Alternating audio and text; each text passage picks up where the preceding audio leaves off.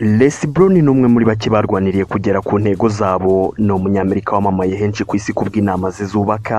Yabaye umudije, arayobora, yandika ibitabo, akora n'ibindi byinshi birimo no gukora kuri televiziyo. Akaba anazwiho gutera akanyabugabo rubanda binyuze mu kubabwira ko bishoboka. Nk'umwe mu bajyanama nyabo buri wese akwiye kumenya, Brown yatanze inama nyinshi zitandukanye.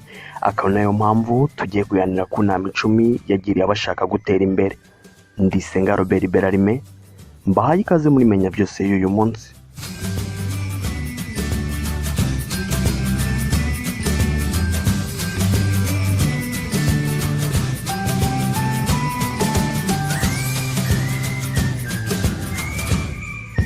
Inama ya mbere Les Brown yagiriye abashaka gutera imbere ni ukumenya impamvu bashaka gutera imbere. Abantu benshi baba bashaka gutera imbere, buri wese afite intego y'ibyo ashaka kugeraho, benshi kandi baba bazi icyo basabwa kugira ngo bagere ku ntego zabo. Gusa ikibazo kibamo ni uko hari abatazi impamvu bagomba kurwanira intego zabo. Nta muntu ukora ibintu bitewe n'uko ari uko azi kubikora byonyine. Kumenya uko intsinzi ibonwa si byo bituma irwanirirwa, kuko iyo aba ari uko buri wese yakabaye atera imbere. Ahubwo impamvu nyamukuru ituma intsinzi irwanirirwa ni ukumenya impamvu ugomba kuyirwanirira. Impamvu kandi bidusaba kubanza kumenya impamvu y'ibyo dushaka. Biroroshye mu buzima, nta kigerwaho mu buryo bworoshye. Washaka kuminuza, washaka imitungo myinshi, waba icyamamare, binyuze mu mpano yawe uzahura n'imbogamizi. Urugendo ni rurerure, rwuzuyemo ibisitaza byinshi. Guca muri ibi bisitaza nta kwiganda bisaba kumenya impamvu ugomba kwihanganira kubicamo. Naho nubaho utazi impamvu ugomba kurwana, imyitozo yose uzakoreshwa uzayitsindanwa ku rugamba. Niba ari ufite intego ushaka kugeraho, iganiriza umenye impamvu ushaka kuyigeraho. Iganiriza impamvu ukwiye kwiyungura ubumenyi. Iganiriza umenye impamvu ukwiye kureka kuganya. Iganiriza umenye impamvu ukwiye gutangiza urugamba, kuko nutamenya impamvu ifatika igutegeka gukora ibyo bisaba kugira ngo ugere ku nzozi zawe, nta kabuza uzagenda useta ibirenge. Inama ya kabiri Les Brown yagiriye abashaka gutera imbere ni ukudatinya kugera ku byananiwe n'abandi. Iyi nama yayitanze avuga ko ntawe ukwiye gutinya gufata umwambi ngo arase ukwezi. Ntawe ukwiye kubitinya, kuko niyo wahusha uwo mwambi uzagwa mu nyenyeri.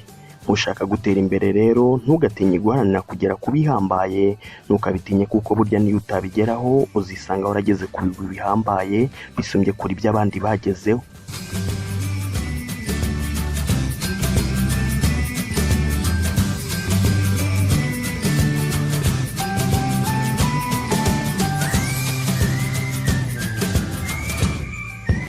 Inama ya gatatu Les Brown yagiriye abashaka gutera imbere ni ukumenya ko nta muntu n'umwe uzi ibyo ushobora kugeraho, yewe nawe ubwawe ntiwabimenya mu gihe utaragerageza.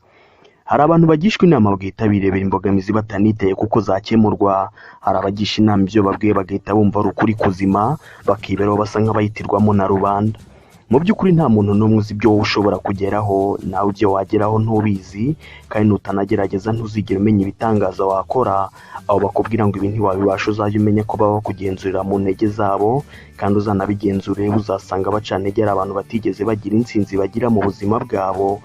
Uzanabigenzure kandi nta muntu witeje imbere uje uca intege umuntu ushaka kugera ku by'agatangaza. Rero nihagira uguca intege, uzamenye ko uguca intege akugenzurira mu bubasha bwe. Inama ya kane Les Brown yagiriye abashaka gutera imbere ni ukumenya ko utagomba kwivana mu mukino w'ikarita ngo nuko wahawe ikarita mbi, ahubwo ugomba kuzikinisha uko bishoboka. Abantu twese tuba dufite ibitekerezo by'uko ubuzima bwacu bwakabaye bumeze. Hari ibyo tuba twifuza ko twakabaye dufite, hari urwego runaka tuba twifuza ko twakabaye turiho, ariko mu by'ukuri isanzure ibi ntibyitayeho. Ibanga ryo gutsinda mu buzima ni uguhuzahuza ibyo ufite ukabibyazamo ibyo ukeneye. Reka kwirirwa uganya wigereranya n'abandi, iyakira urwane no kwizamura.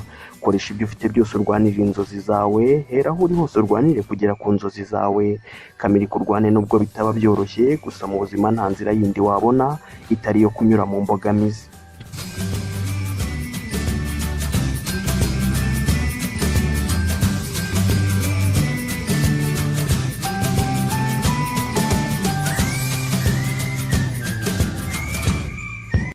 Inama ya gatanu Les Brown yagiriye abashaka gutera imbere ni uko batagomba kugira ubukaka mbere yo gutangira, ahubwo bagomba gutangira bakabona kugira ubukaka. Abantu baba bafite ibitekerezo by'imishinga bashaka gutangira, bagahora bayitekereza ariko batayishyira mu ngiro, bityo bigatuma ibyabo byigumira mu nzozi. benshi muri aba bitega impamvu zibabuza gutangira, bagatanga umwitangirizwa kuri rubanda basa nk'abatanga ibihamya by'uko hari ibyangombwa nkenerwa bataruzuza, ntibamenye ko ibi byose nta n'umwe babyitayeho. Nkushaka gutera imbere rero wikomeza kwitinza ngo utegereje igihe nyacyo, kuko icyanyacyo cyari ejo hahise.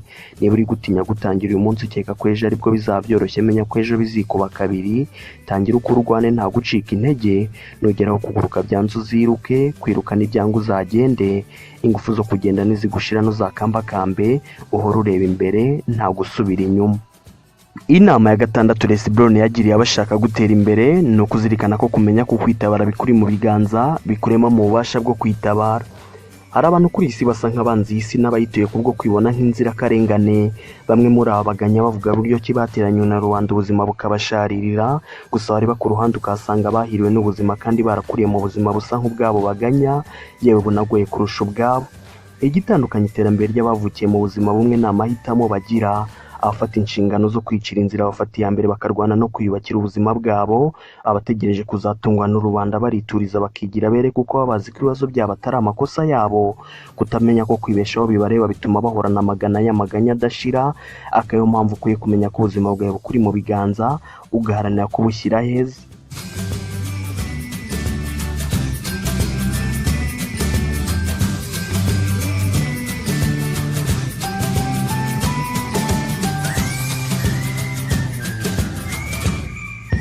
Inama ya karindwi Les Brown yagiriye abashaka gutera imbere ni ukumenya ko benshi batagera ku nzozi zabo kubera ubwoba bahorana.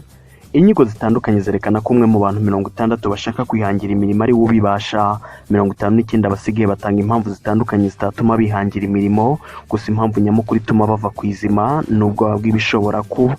Nkushaka gutera imbere rero menya ko mu gihe cyose uzaba utaratsinda ubwoba bukurimo ntawe uzigera ugera mu buzima bwawe. Reka kwisubiza inyuma utekereza ko bishobora kutazakunda, reka kwisubiza inyuma uvuga ngo uzamwara imbere ya rubanda mu gihe bizaba byaranze, reka kwitega wisubiza inyuma muvandimwe niba ushaka kugera kure. Inama ya 8 Les Brown yagiriye abashaka gutera imbere ni ukumenya ko impano nyakuri atari izitunezeza gusa, ahubwo harimo n'izo dukoresha. Hari abantu bumva ko hari impano zihariye bafite bakituriza bakanzura ko inzira z'ubuzima bwabo zifunguye, bagatekereza ibi batazi ko Imana ikenera kugaburirwa igakuzwa, ntibashyiremo umuhate bikarangira zibapfiriye ubusa.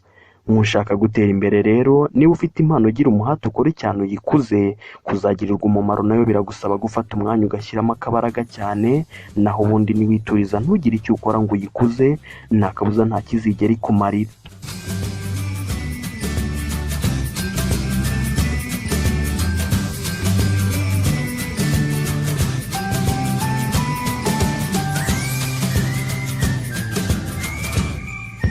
Inama ya 9 Les Brown yagiriye abashaka gutera imbere ni ukumenya ko kugera ku nzozi zawe binyura mu gufasha abandi kugera ku ntego zabo. Zig Ziglar yavuze ko kuri isi wabona icyo ushaka mu gihe ubashije gufasha abantu benshi. Mu kuvuga ibi yavugaga ko mbere yo guhabwa ugomba kubanza ugatanga, bivuga kandi ko kugira ngo ubone byinshi ugomba gutanga byinshi. Nkushaka gutera imbere rero shaka uko ufasha rubanda koroherwa n'ubuzima, shaka serivisi bakeneye uzibahe, shaka ibicuruzwa bikenewe ubitange, hera mu bibazo ubona muri rubanda ushaka umusanzu utanga mu kubikemura, kandi nta kabuza nugira bufasha ibyo ushaka uzabibona. Inama ya 10 Les Brown yagiriye abashaka gutera imbere ni ukumenya ko ububasha bw'umuntu bugenzurirwa mu buryo yitwara mu bikomeye. Mu bihe by'amahoro buri wese aba ari umunyabubasha, mu gihe cy'umudendezo buri wese ntavugirwamo, gusa gukomera k'umuntu kumenya igihe ari mu mage, kuko iyo ucitse intege mu bikomeye uba n'ubusanzwe utari ukomeye.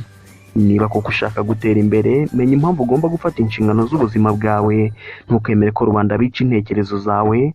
Tekereza cyane uharanire kugera ku by'agatangaza, shaka uko wagira isi nziza kurushaho, ibibazo nibiza ntuzacika intege, rwanya ubwoba urwanya kwimurira gahunda zawe mu nzagihe, kuba hari abakurusha intwaro ntibizagukure mu rugamba, rwana muvandimwe kuko nutarwana isi izakwirwanyiriza. Iki kiganiro cyitwa Menya Byose ni Cyasenga Robert Berarime, mukurikira kuri YouTube channel Beramirange.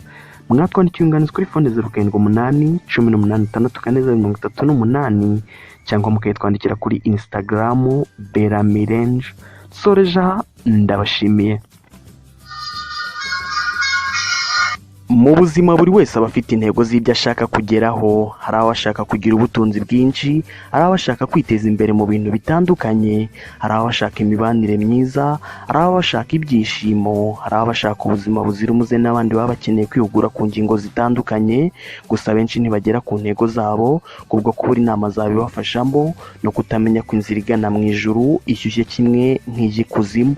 Kubwiza impamvu rero twafunguye ishene ku ntego yo gufashanya kugera ku nzozi zacu, tukajya tugira inama tunavuga ukuri nyakuri kugomba kumenywa mu rugendo rwo kugera ku nzozi zacu. Hari ibiganiro bizajya byigisha, hari ibizajya bihumuriza, hari ibizajya bikangura, hari ibizajya bitanga akanyabugabo, gusa hari n'ibizajya bivuga ukuri nyakuri gusharira gushobora kuzagira abo kurakaza gusa kugomba kumvwa. Niba rero mu bashaka gusiga isari nziza kuruta uko bayisanze, Beramirenje iguhaye ikaze mu muryango mugari, by'akarusho ukaba wakora subscribe kugira ngo tuzajye tubana mu biganiro bya buri munsi. Mu buzima ukiri muzima birashoboka.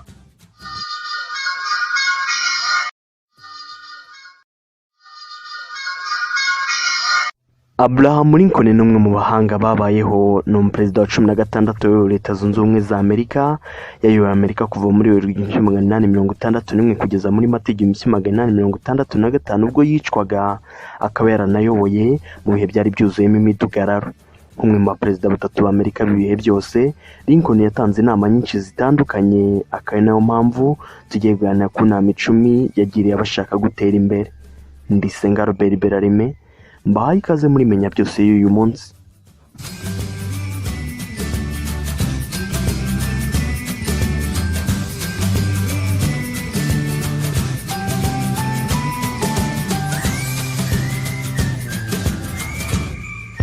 Inama ya mbere Lincoln yagiriye abashaka gutera imbere ni ukumenya ko uburyo bwiza bwo guteganya hazaza ari ukuharema.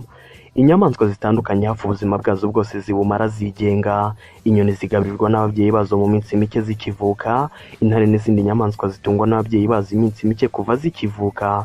Kandi izi nyamaswa ntizifitiye ubuzi buzirengera, ntiziturusha n'ubwenge, yewe ntizinahunika, ariko iyo uzigereranyije natwe abantu usanga twaritakarije ubushobozi bwo kwishakamo ibisubizo. Ntushaka gutera imbere rero ugomba kubanza kumenya ko utari umunyantege nke, ugomba kumenya ko ntawe duterana ahubwo ari twe twigira intere, ugomba kumenya ko nutegereza uzaza kukubakira ubuzima bizarangira wibuze.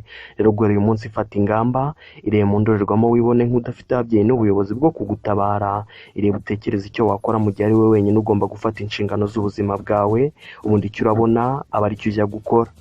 Mu nama ya kabiri Lincoln yagiriye abashaka gutera imbere, yavuze ko aramutse agiye kwasigita amasaha 6 yamarane ya mbere ari gutyaza ishoka.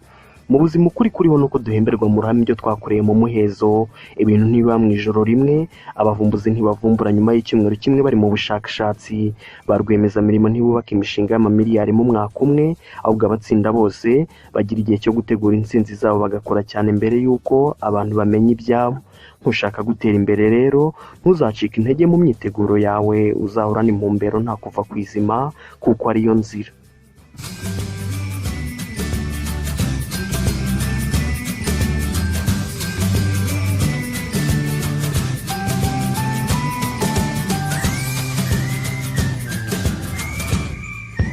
Inama ya gatatu Abraham yagiriye abashaka gutera imbere ni ukumenya ko kuba hari abatera imbere ari igihamya cy'uko n'abandi bakwiteza imbere.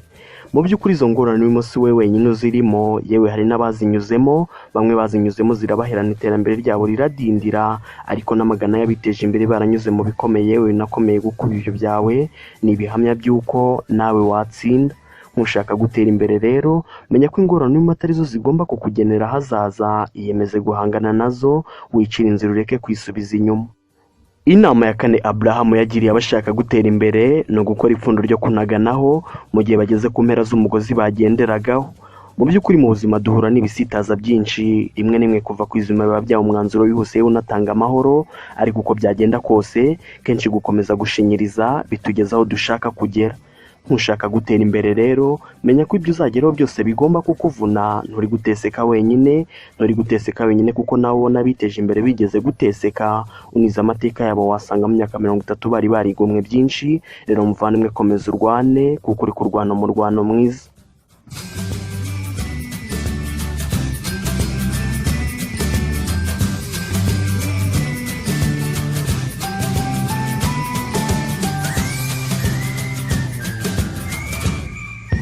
Inama ya gatanu Abraham yagiriye abashaka gutera imbere ni ukumenya ko ku iherezo hatabarwa imyaka wabayeho mu buzima bwawe, ahubwo hitabwa ku buzima wabayemo muri iyo myaka. Hari abantu babayeho igihe gito ariko ubukana bw'ibyo bakoze bugatuma twiyumvisha ko bishoboka ko batabarutse basheshe akanguhe. Hari n'abatabarutse basheshe akanguhe ariko ingano y'ibyo bakoze ikaba ari nto hagereranyijwe n'imyaka babayeho, bikavuga ko tugomba kwita ku bikorwa. Ntushaka gutera imbere rero, icy'ingenzi si ukurazwa ishinga no gusaba rugira ngo akongerere iminsi yo kuramba kuri iyi si. Ntiwakabisabye kuko imyaka yose wabaho n'ubundi izakubana mike. Icy'ingenzi ni ukubaho ubuzima bufite igisobanuro, kuba imyaka n'imyaniko mu buzima budafite igisobanuro. Rero muvandimwe, ubaka ibigwi kuko nutabaruka ari byo uzibukirwaho, naho ubundi niwita ku by'imyaka iyo wabaho yose nta bigwi ntawakwibuka. Inama ya gatandatu Lincoln yagiriye abashaka gutera imbere ni ukudacibwa intege n'ibisitaza. Mu buzima ntitubabazwa n'ibyatubayeho, mu buzima ibitubaho si byo biduhindura, ahubwo amarangamutima yacu agengwa n'uburyo twitwara mu bitubaho. Ntushaka gutera imbere rero, nutsindwa ukicira urubanza ko watsinzwe nta kabuza uzaba utsinzwe, nutsindwa ukabona ko wungutse isomo uzishima. Rero muvandimwe, ugutsindwa ntikubaho, ahubwo habaho kwiga.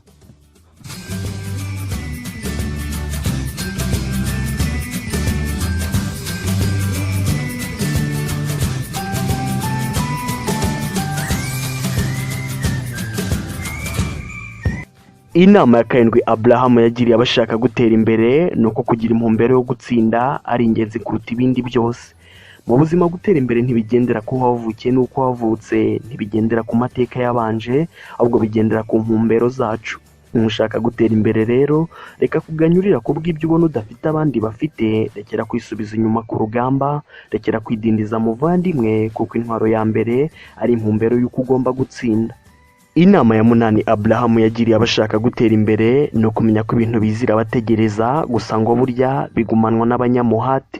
Abantu dukwiye gusobanukirwa uburyo ubuzima bukora. Mu buzima nta n'umwe ukwitayeho. Gutegereza ubuyobozi bw'izi nshuti zagufashe, ukanategereza ko ubukungu buzahagarara neza ni uguta igihe cyawe. Ukuri kuriho ni uko ibintu bitava mu mpano uhabwa. Umuntu niwe ugenda akarwanira ibyo yumva yuko agombwa. Rero nawe reba icyo ushaka ugenda ukirwanirire, kuko iyi ariyo nzira imwe rukumbi yo gutsinda.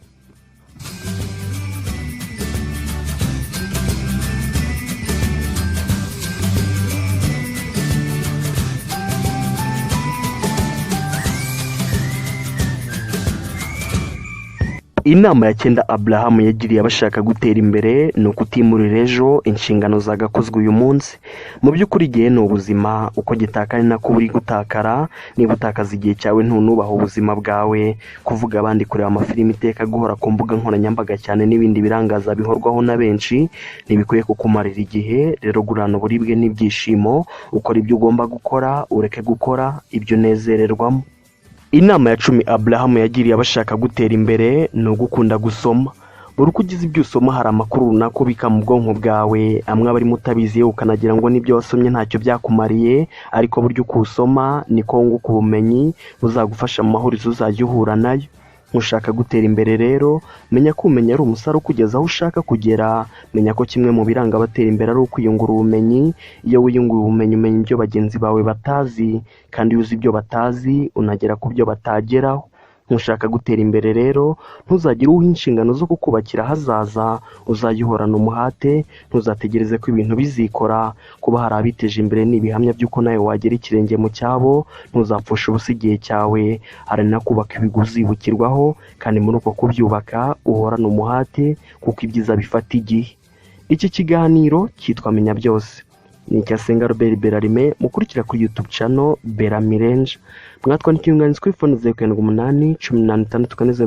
18 cyangwa mukayitwandikira kuri Instagram Beramirenje.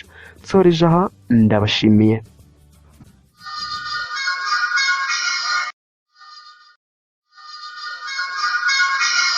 Benjamin Franklin ni umwe mu bakurambere b'abahanga abanyamerika yagize uruhare mu iyubakwa rya Leta Zunze Ubumwe za Amerika. Yanditse ibitabo, aravumbura, arayobora, akora n'ibindi byinshi birimo no gutanga inama. Akaba navuze ko hari abantu bapfa bafite imyaka 25 bari kwishyingurwa ryabo rigakorwa bafite imyaka 75. Nk'umwe mu banyabwenge babayeho, Benjamin yatanze inama nyinshi zitandukanye. Akaba niyo mpamvu tugiye guhana ku nama 10 yagiriye abashaka gutera imbere. Ndi Senga Robert Berarime, mbahaye ikaze muri Menya Byose uyu munsi.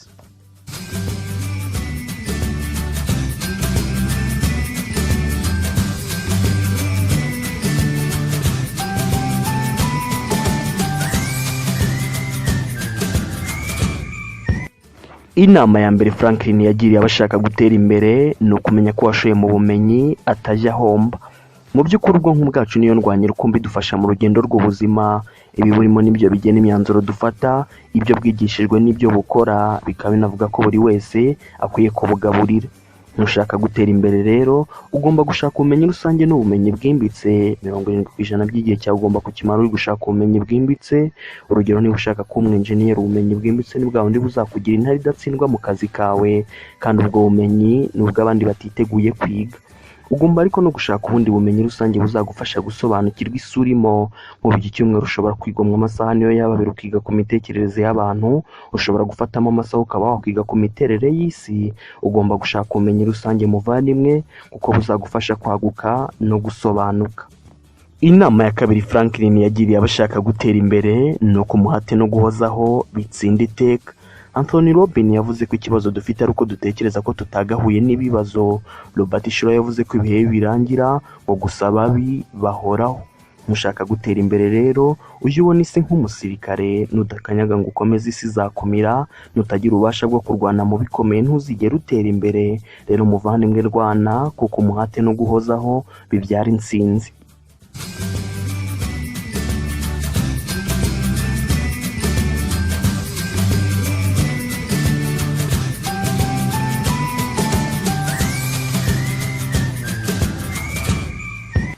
Inama ya gatatu Benjamin yagiriye abashaka gutera imbere ni ukudatera ubwoba n'ibishobora kutaba.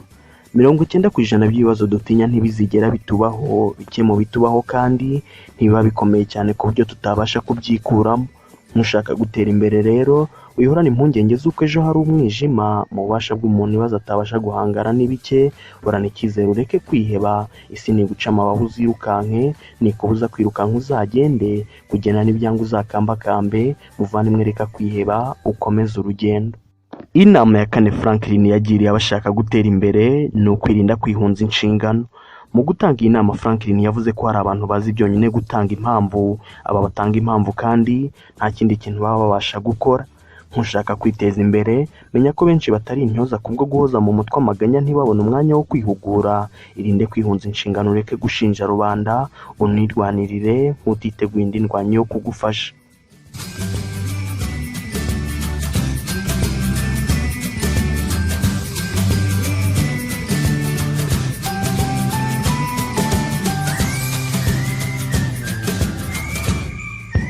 Inama ya gatanu Franklin yagiriye abashaka gutera imbere ni uguha agaciro igihe cyabo. Ugenzuye ubuzima bw'abakene 100 wabona buryo ki bapfushije ubusa igihe cyabo cyangwa bakaba baragikoresheje mu bitari ingenzi.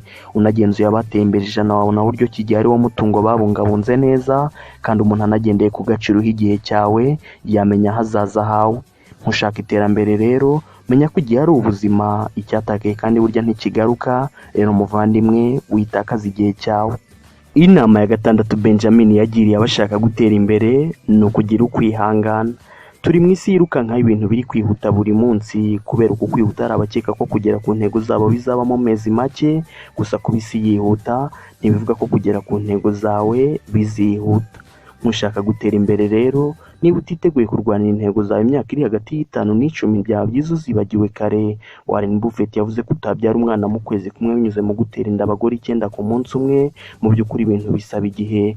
Abo ubona bahiriwe bigeze kuba basa nk'abiyanze. Rero muvandimwe jya ugira ukwihangana.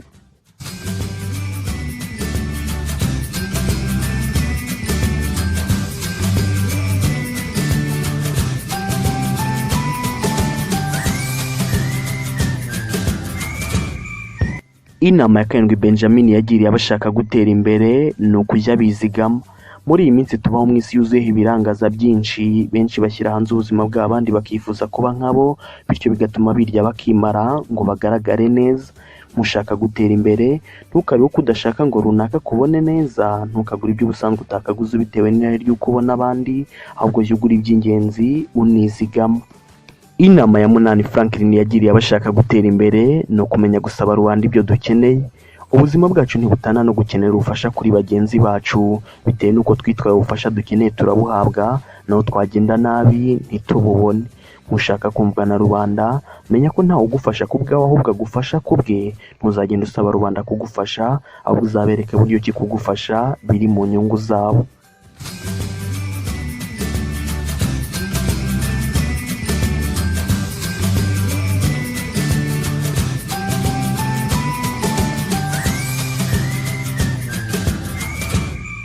Inama ya cyenda Franklin yagiriye abashaka gutera imbere ni ukudatinya amakosa. Les Brown yavuze ko hari abategera ku ntego zabo kubw'ubwoba bahora mu bitekerezo. Kugeza igihe cyose uzaba utaratsinda ubwoba ntuzigera utsinda, ntuzigera uteganya ubuzima bworoshye kuko ubworoshye ari ubw'ibigwari. Uzakosa ugwe gusa uzabyuke wongere ukomeze urwane. Inama ya 10 Benjamin yagiriye abashaka gutera imbere ni ukwita ku bikorwa. Mu by'ukuri isi yuzuyeho abanyamagambo batinya gukora. Buri wese uza afite inzozi ashaka, gusa abakene bo binjira mu kigunda bagashaka ibyo bakeneye. Rero muvandimwe, reka amagambo ubundi wite ku bikorwa. Ntushaka gutera imbere, kora uko ushoboye ukuze ubwonko bwawe, fata inshingano z'ubuzima bwawe, menya ko igihe cyawe ari ubuzima bwawe. Ite ku bikorwa, ureka amagambo, jya wihangana n'ubwo waguka byuka ukongera ukagwa. Hora urwana muvandimwe, kuko ntacyo uzabona kitakuvunnye. Iki kiganiro cyitwa Menya Byose, ni icya Senga Robert Berarime. Mukurikira kuri YouTube channel Beramirenje. Mwatwandika umwanditsi kuri phone 078 18 6 cyangwa mukayitwandikira kuri Instagram Beramirenje. Soreje aha, ndabashimiye.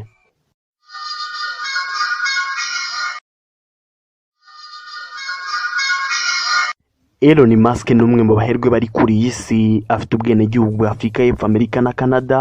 Akaba yanatangije PayPal, Tesla n'izindi kompanyi zirimo na SpaceX byohereza ibyogajuru mu isanzure. Nk'umwe mu banyabubasha bari kuri iyi si, Elon Musk yatanze inama nyinshi zitandukanye. Akaba niyo mpamvu tugiye guhanira ku nama 10 yagiriye abashaka gutera imbere. Ndi Senga Robert Berarime, mbahaye ikaze muri Menya Byose y'uyu munsi.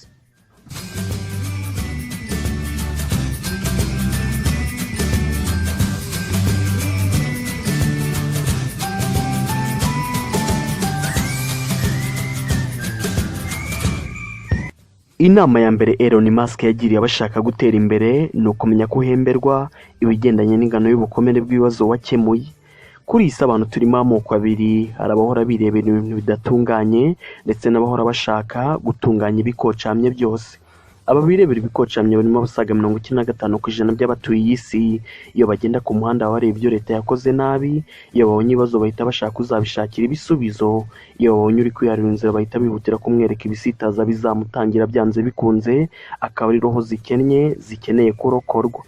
Abaharanira gutunganya ibikocamye bo bafata inshingano, baremera bakigomwa, baganira ko abandi bagira ubuzima bwiza, akayo mpamvu batera imbere.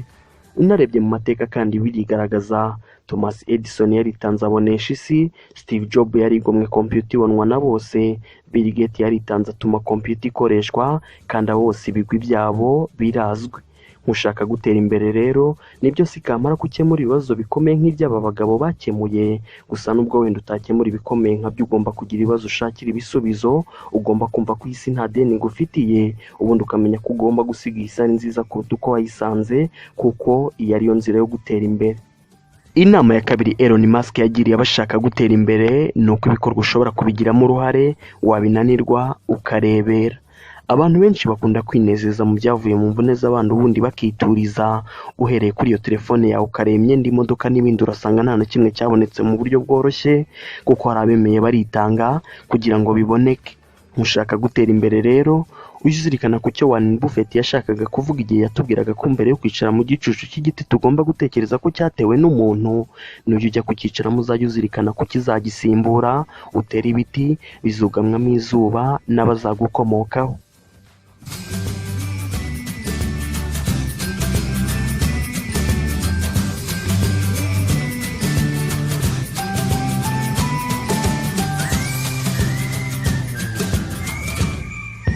Inama ya gatatu Elon Musk yagiriye abashaka gutera imbere ni ukugira impinduka nubwo benshi bazanga. Muri kamere yacu twikundira kwibera mu mahoro. Muri kamere yacu tuba turota ejo hazaza heza, tuba twishakira ibitatuvuna. Gusa kwibera mu bitakuvuna ntibitanga iterambere. Ntushaka iterambere rero ntugomba gutegereza guhindurwa n'ibihe kandi warahoranye amahirwe yo guhinduka. Ugomba kugerageza ibitandukanye ukajya mu isi utari umenyereye. Nibyo biragoye gusa niyo nzira muvandimwe, kuko aribwo wagera ku byo abandi barota byonyine. Inama ya kane Elon Musk yagiriye abashaka gutera imbere ni ugutangira uko bari, ubundi ibindi bakagenda babibonera mu rugendo. Mu buzima ntuzigere utegereza kuzuza ibyangombwa byose ukeneye mu rugendo rwawe. Nta n'umwe wicaye iwe mu cyumba ngo azabone ibyo azakenera byose. Ntuzigere utegereza ngo uzatangira ari uko ibyangombwa byose wabyujuje. Abatera imbere batangira uko bari, ubundi niba ari n'amasomo baburaga bakagenda bayabona. Ntushaka gutera imbere rero wishukwa n'amashuri ngo wibagirwe isoko ya nyayo y'ubumenyi. Ubumenyi buva mu gukora ugakosa ukikosora. Ubumenyi ntibuva mu kubuzwa kugerageza ngo utazakora amakosa. Tangira uko uri muvandimwe, kandi nta kabuza uzabona igitangaza.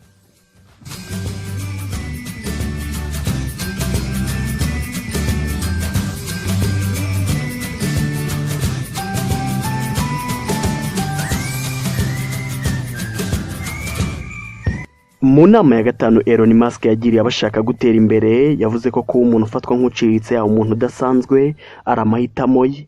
Abantu benshi bavuga ko gutera imbere ari amahirwe. Benshi bumva badafite ibisabwa byabafasha gutera imbere, gusa gutera imbere ni amahitamo, aho umuntu afata umwanzuro wo kwiyubaka kuko hatagendeye ku rwego urwo ari rwo rwose wumva uciritsemo. Ushobora gufata umwanzuro ubundi mu minsi iri imbere ukaba igitangaza. Ntushaka gutera imbere rero menya ko kwiteza imbere bishoboka, gusa none simvuze ko bizakorohera. Ntibizakorohera kuko na Anthony Robbins yavuze ko ikibazo dufite ari uko twumva tutagahuye n'ibibazo. Bill Gates we yavuze ko ubuzima bushaririye. Rero rwana ureke kurwanya itegeko karemano. Inama ya gatandatu Elon Musk yagiriye abashaka gutera imbere ni uko intambwe ya mbere ari ukwizera ko bishoboka. Intambwe ya mbere yo kugera ku ntego zawe ni ukubanza ukizera ko kuzigeraho bishoboka. Ugomba kubanza kandi ukanizera ukibona nk'aho iyo nsinzi ari wowe witegereje, ubundi ugatangira ugaharanira kwesa uwo muhigo wawe.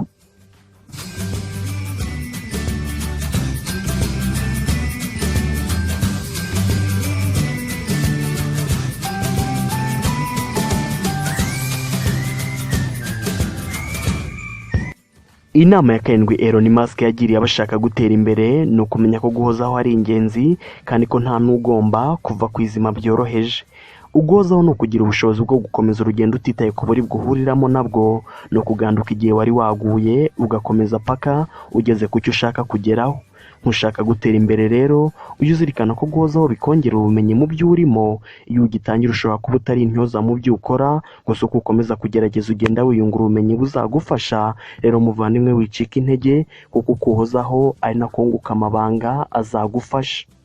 Inama ya munani Elon Musk yagiriye abashaka gutera imbere ni ugukora cyane. Mu mirimo yacu ya buri munsi tuba tugomba gukora cyane. Niba ukora ibishingiye mu gukoresha ubwonko cyane bukoreshe cyane. Niba ukora ibisaba ingufu z'umubiri kora cyane. Kuba ipataro ukore muvandimwe, uvana amaboko mu mifuka.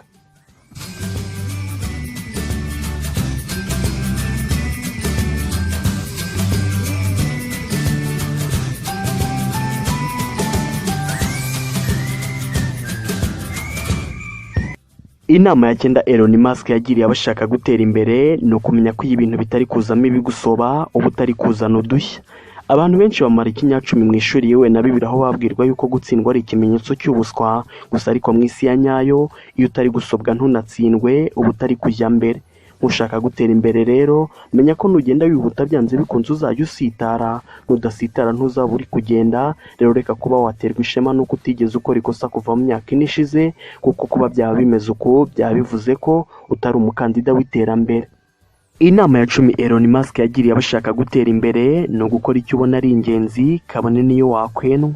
Abantu benshi batanga impamvu zitandukanye zibabuza kugera ku ntego zabo. Benshi izi impamvu ziba zishingiye ku makosa y'undi muntu, gusa impamvu zitagerwaho ni uko ba nyirazo baba bataziharanira uko bikwiye, bakazigena gusa bakituriza ntibigomwe ibisabwa ngo bazigereho.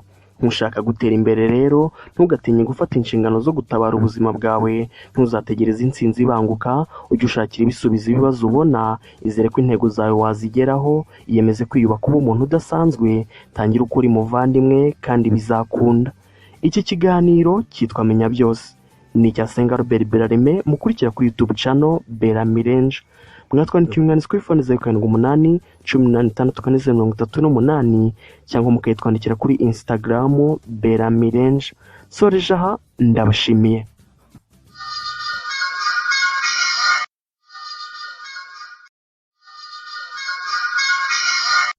Jack Ma umwe muri bake bigejeje kwihirwe ryabo muri ubu buzima, ni umushinwa wakuze yambara inshocera akaza kwiharura inzira. Forbes ikaba inavuga ko ari we mukire wa mbere mu Bushinwa, akanaba 21 ku isi yose. Nk'umwe mu biteje imbere, Jack Ma yatanze inama nyinshi zitandukanye, akaba nayo mpamvu tugiye kuganira ku nama 10 yagiriye abashaka gutera imbere. Ndisenga Robert Berarime, mbaye ikaze muri menya byose y'uyu munsi.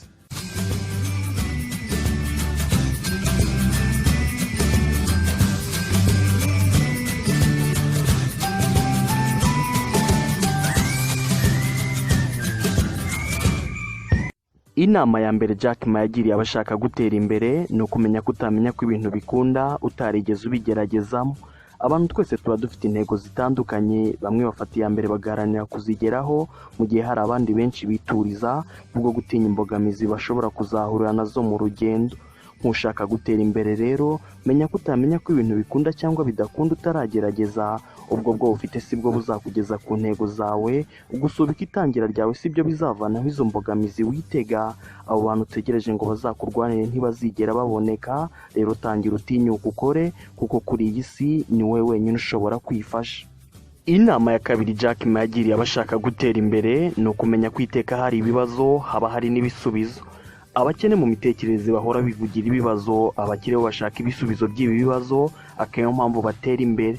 Sinzi niba hari umuntu uzi waba warakijwe no kuvuga ibibazo, njye nawe nzi ahubwo nzabakijwe no gushaka ibisubizo, bivuze ko tugomba gushaka ibisubizo. Nkushaka gutera imbere rero, ntukajye ku ruhande rumwe n'abavuga ibibazo, umva ibyo bavuga ubundi ubishakira ibisubizo, kandi nta kabuza ibi bisubizo nibyo bicumbikiye ihirwe ryawe.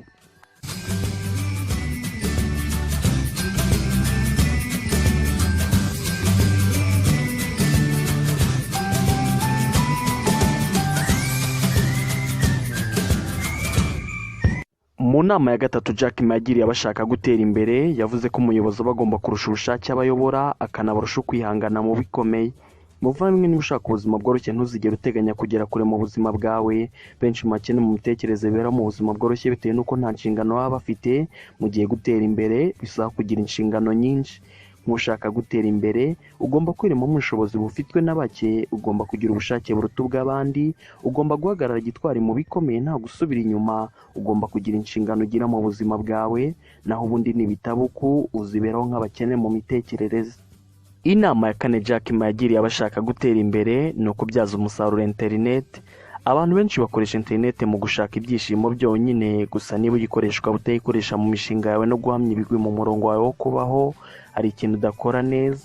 Iyo hataba internet Jack Ma tuvuga ntiyari kuvugwa. Iyo internet itabaho Alibaba na Taobao ntibyari kubaho. Iyo Jack Ma atabyaza umusaruro internet ntabwo yari kwiteza imbere. Rero nawe niba ufite amahirwe yo gukoresha internet, gikoreshemo kubaka ubuzima bwawe.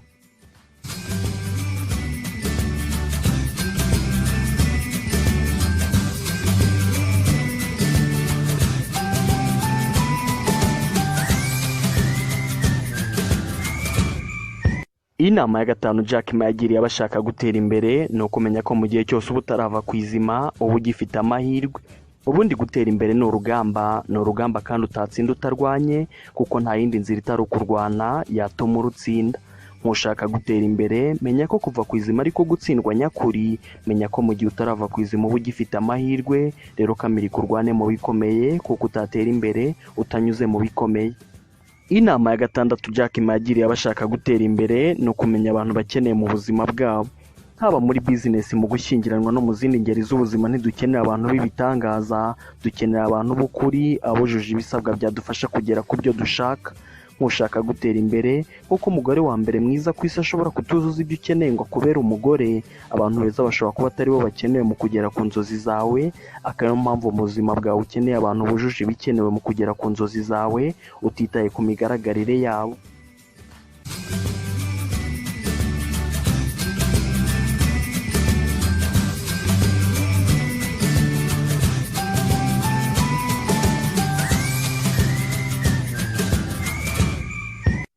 Inama ya karindwi Jack Ma yagiriye abashaka gutera imbere ni ukudatarataza.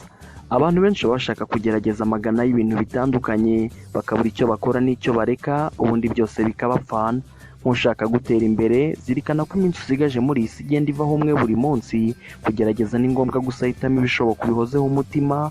Ibuka ko wirukira byinshi ukabura na duke wari ufite. Ibande ku byo ubona bishoboka ubihozeho umutima, ubundi ukoresha ubwonko bwawe mu kubitekerezaho cyane. Inama ya munani Jack Ma yagiriye abashaka gutera imbere ni ukutava kwizima mu nzozi zabo. Twese tukiri abana twari dufite inzozi n'ibyifuzo byabo twifuza kuzavamo, gusa uko dukura isi iradusunika tukananirwa tukava ku izima. Niba ushaka gutera imbere, ibuka inzozi wahoranye, ibuka wa muntu wifuzaga kuba, ibuka bya bigwi wifuzaga guhamya, ibuka wa mumaro wifuzaga kumarira iyi si, ubundi urwanire kuba wahoze wifuza kuba.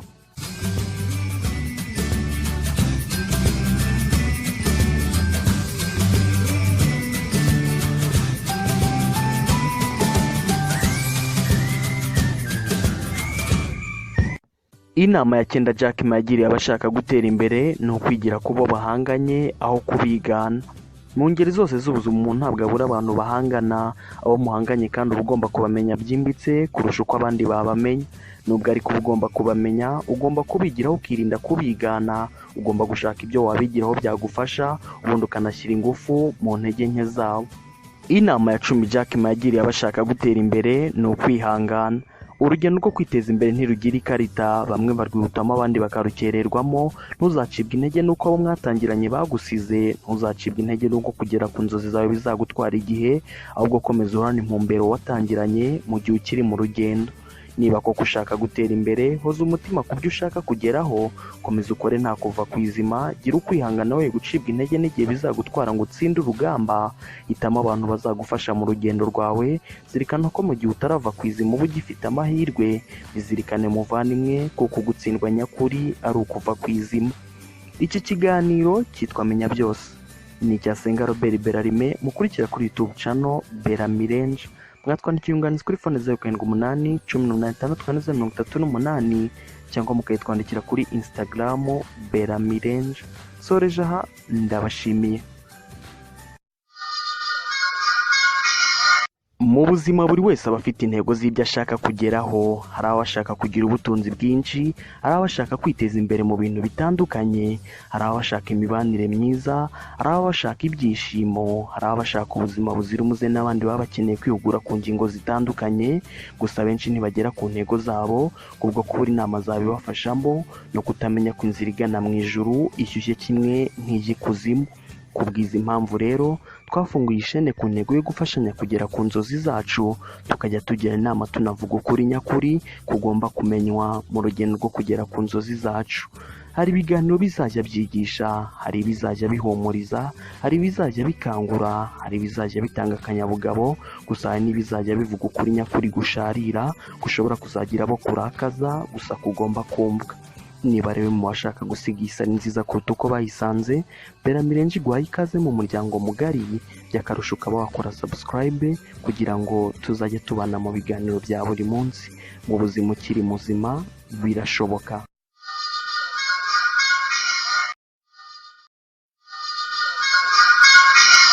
Tony Robbins ni umunyamerika witeje imbere. Yavutse ku ya 29 Gashyantare 1960. Ni umwanditsi akaba umujyanama unafasha abababaye. Mu 2015 na 2016 akaba yari ari mu bantu 100 bavuga ariko ijana kuri iyi si ya rurema. Nk'umujyanama nyakuri, Tony yatanze inama nyinshi zitandukanye, akaba nayo mpamvu tugiye kuganira ku nama 12 yagiriye abashaka gutera imbere. Ndi Senga Robert Berarime, mbahaye ikaze muri Menya Byose uyu munsi.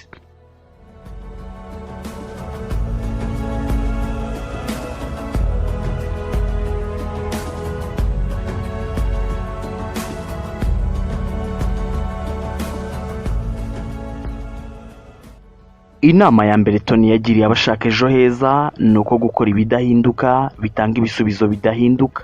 Mu gihe ukiri kwisuzuma uhitamo inzira ushaka, ugomba kubanza ukareba ubuzima bayinyuzemo babayemo, ukareba niba koko ibyo ubabonana ari byo nawe ukeneye, ukareba niba ubwo bwoko bw'ibyishimo bafite ari bwo nawe ukeneye. Wasanga bidahura ukanyura indi nzira. Mu by'ukuri kuyoboka inzira zanyuzwemo n'abandi bituma twisanga iyo bageze. Niba dushaka ibitandukanye tugomba gushaka izindi nzira, gusa ntibiba byoroshye birumvikana uzahura n'ibigunda, uzahura n'ibisitaza, gusa nta kundi nuko nta kundi byagenda. Inama ya kabiri Tony yagiriye abashaka ejo heza ni uko tugomba kumenya ibibazo byacu gusa tugaha imbaraga ibisubizo.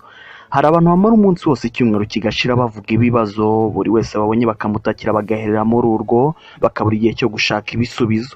Mu by'ukuri buri kibazo cyose gifite igisubizo, kugikemura ni ugushaka ibisubizo, si ukugihunga, kukivuga si ukugikemura ahubwo ni ukugikomeza. Rero shaka ibisubizo by'ibibazo byawe, umenye ko nubisinziriza ntubikemure bizagukurikirana mu hazaza, bityo rero kubyivanamo ni ukubikemura.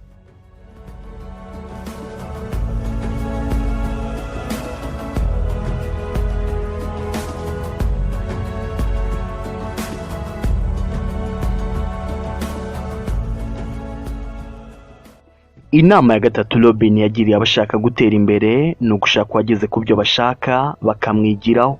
Ubusanzwe hari ibanga rituma abantu batajarajara. Iryo banga ni ukubanza ukamenya icyo ushaka mu buzima bwawe, wamara kukimenya ukareba bakigezeho ukabigiraho. Mu kubigiraho inshuti, ababyeyi, abavandimwe n'imiryango ishobora kugucyaha, bakagucyaha bakuziza kuba uri kuyoboka inzira ihabanye n'iyo bashaka kujyamo, gusa nkuzi icyo ushaka ugomba gukomeza. Aba wakwigiraho ushobora gusanga mu baturanyi ntabarimo bakugira inama. Bimeze gutya wakwisunga murandasi ugashaka y'abageze ku byo ushaka, abo ushobora gusoma amateka yabo, ushobora kumva inama zabo ukababera umunyeshuri, kandi nta kabuza ibi nubikora uzahirwa. Inama ya kane Tony yagiriye abashaka ejo heza ni uko ikibazo kimwe rukumbi dufite ari uko dutekereza ko tutagahuye n'ibibazo. Ujya ubona buryo cyo hagize ikigukanga utabiteganyaga ubiri by'uyu mutima ugatera vuba? Ese ujya ubona buryo cyo hagize ugukanga wamubonye unamwiteze aseba? N'iby'isi ni uko. Mu by'ukuri kamere y'isi ni uko ibiriho bigomba kurwana, kwitegura ko igihe icyo ari cyo cyose waterwa biguha gukomera. Rimwe na rimwe ntibizagenda uko ubishaka, nukomera mbere ibibazo n'ibiza uzabitsinda, nutakira ko ibibazo bitazabura n'ibiza bizagusenya. Rero menya ko ubuzima bworohera abakomeye bugakomerera abakekaga ko bworoshye.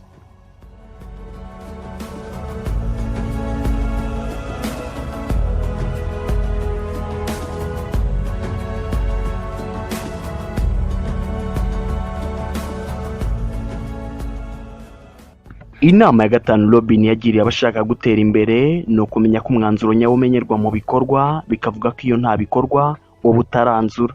Mu by'ukuri buri wese aba afite ibyo ashaka kugeraho, buri wese hari urwego aba akeneye kwibonaho, gusa benshi basa nk'abakeka ko ibintu byizana. Hari abagira ibyifuzo gusa ntibagene uko bazabigeraho, bakibagirwa ko buri gikozwe buri segonda cyabageza ku byo bashaka, bakaba batakaza igihe cyabo. Ntushaka ejo heza rero, menya ko mu buzima tubona ibyo twavunikiye. Wasenga, wagira uti Imana ifasha uwifashije, wagira inzozi z'agatangaza, wakwifuza ute nudakora ntacyo uzabona. Rero muvandimwe, kubipata rukore.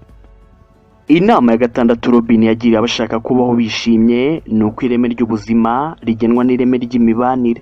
Mu by'ukuri abo tubana nabo bari mu bagena ibyo tugeraho. Nubana n'abaganya nawe uzaba uko, nubana n'abanyamanyanga nawe uzaba uko, nubana n'abanebwe nawe uzaba uko. Bivuze ko ukwiye kubana n'abanyantego, ukabana n'indwanyi zihora ziteguye kurwana.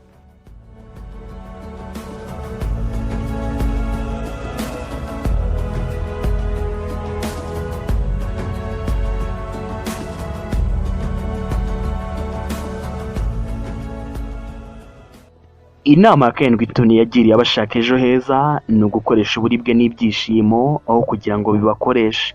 Iyo ubashije kuyobora uburibwe bw'ibyo urimo urwana no gushaka ibisubizo, iyo bugukoresheje uherera mu maganya, iyo kandi umunezero ukuyoboye ushobora kwisanga mu mabi. Iyo uyoboye wiyubakira ibindi bigwi, rero komera unace bugufi.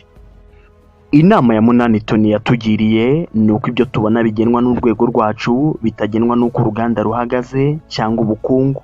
Ku isi aho ari hose uzajya uzasanga y'abakene n'abakire. Nujya mu mijyi uzababona, nujya mu byaro uzababona, mu bihugu bikize uzababonayo, mu bikennye naho nuko. Bikavuga ko aho waba uri hose ushobora kwiteza imbere. Ntushaka ejo heza rero, iyubaka uzamura urwego rwawe. Ibyo ushakashaka n'ibyo ubona, ibyo utanga n'ibyo bituma uhabwa. Rero muvandimwe, iyubaka uba w'agaciro.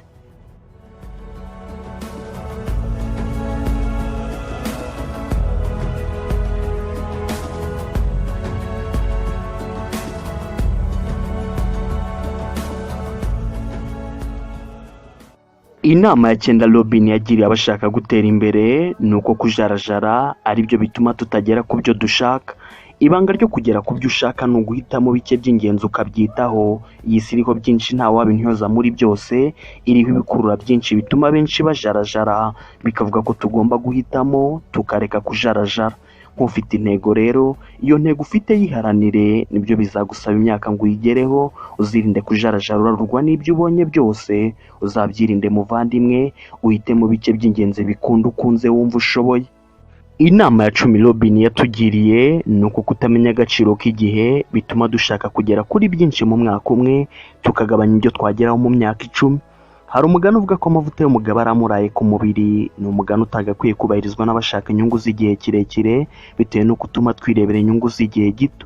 Mu by'ukuri abantu bagena intego gusa basanga bizabafata igihe kinini bakava ku izima, bagahitamo izo bazageraho ejo, gusa nazo ntizirambe, bigatuma bisanga nta kintu gifatika bagezeho.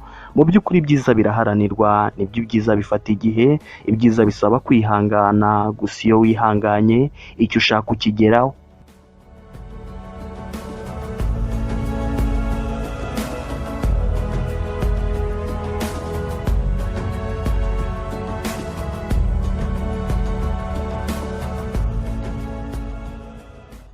Inama ya 11 Tony yagiriye abashaka gutera imbere ni uko benshi batsindwa kubwo kwibanda ku bitari ingenzi.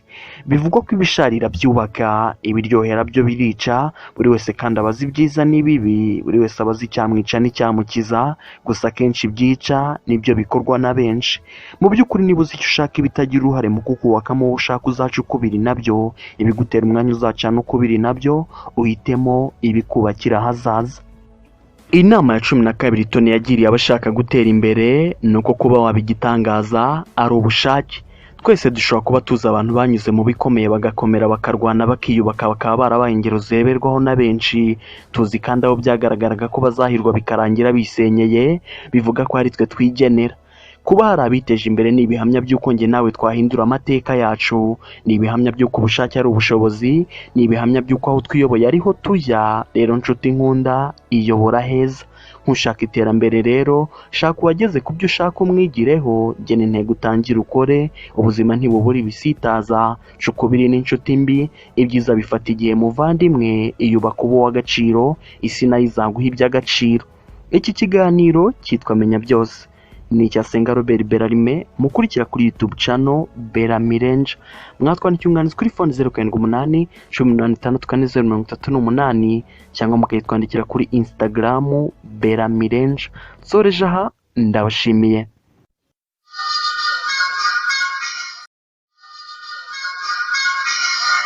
Socrate ni umwe mu bafilozofe nyabo babayeho. Ni umugereki watabarutse mu myaka 399 mbere y'ivuka rya Yezu. Ni umwe muri bake bavukanye imitekerereze ihambaye, akaba yanatanze amahame ngenderwaho, yanafashije abafilozofe bamukurikiye. Nk'umwe mu banyabwenge babayeho, Socrate yatanze inama nyinshi zitandukanye. Aka niyo mpamvu tugiye kuganira ku nama 10 yagiriye abashaka gutera imbere. Ndi Senga Robert Berarime, mbahaye ikaze muri Menya Byose y'uyu munsi.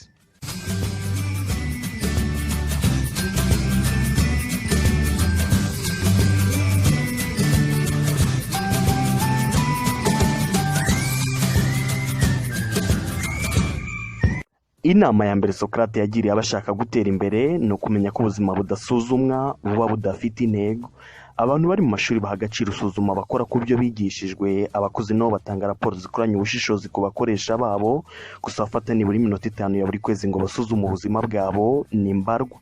Inyiko zerekana ko Abanyamerika batakaza amasaha 8 buri munsi mu bitagira uruhare mu kubaka ubuzima bwabo. Uko kurangazwa n'ibitari ingenzi bituma biyibagirwa ntibisuzume ngo barebe icyerekezo cy'ubuzima bwabo, bikanatuma batamenya ko batakaje igihe kinini kubwo kutisuzuma. Mushaka gutera imbere rero, jya wisuzuma urebe iyo uva n'iyo uri kujya, jya wisuzuma urebe aho ugeze ugera ku ntego zawe, jya wisuzuma umenye ibyakurangaje ubirwanye, jya wisuzuma urebe aho ukwiye kongera ingufu kandi uzongere, kandi ukizirikana ko kwisuzuma ari kimwe buri wese ushaka gutera imbere akwiye gukora. Inama ya kabiri Socrate yagiriye abashaka gutera imbere ni ukubanza bakimenya. Einstein mu kugaragaza ko buri wese ari igitangaza yavuze ko ubushobozi bw'ifi nibushakirwa mu kurira igiti zarinda ipfa yiyumva nk'ikigoryi, gusa n'ubwibizwi na benshi bishyirwa mu bikorwa na bake. uri umunyabubasha gusa nukora ibyo utarimo uzarinda utabaruka utaribona. Rero iyo umenye ubushobozi bwawe n'intege nke zawe, ntuzagerageze kurwanya intege nke zawe cyangwa ngo ushake kuzigiramo ubushobozi bwawe. Ibande ku bushobozi bwawe, gerageza ibitandukanye, wumva ijwi rikuri mu mutima.